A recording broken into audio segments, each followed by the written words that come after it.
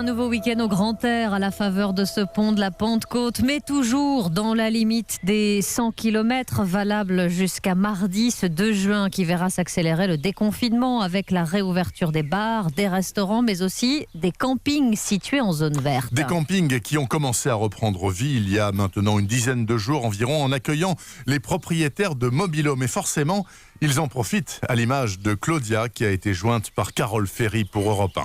J'attendais ça un peu comme une enfant, un peu comme une enfant pressée d'arriver sur son lieu de vacances. Enfin, c'est super. Pendant 3 mois, Claudia Keblani a été privée d'accès à son mobil-home situé dans un camping des Châteaux de la Loire, à 40 km de chez elle.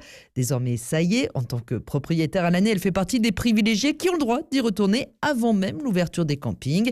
Et elle compte bien d'en profiter tout le week-end avec ses 3 enfants, même si l'ambiance n'est pas tout à fait la même que d'habitude. L'ambiance, elle est calme, parce qu'il y a pratiquement personne. On ne peut pas aller à la piscine, on ne peut pas aller au mini-golf, on ne peut pas aller faire du tennis. Maintenant, vous avez toute la journée des petits oiseaux qui viennent se poser, vous avez des biches qui traversent les champs en face de nous, et c'est splendide. J'ai l'impression d'être hors du temps. Mais dès mardi, les activités seront bien prêtes, selon le porte-parole des campings Ciblou, Michael Kilfen. On reprend la maintenance des installations, mais également la préparation des piscines.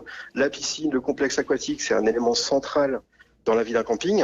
Donc là, les piscines commencent à se réparer. L'eau est bleue, ça va être prêt très très rapidement. Il reste toutefois encore quelques questions en suspens, comme de savoir si les campings pourront installer des transats à côté de la piscine.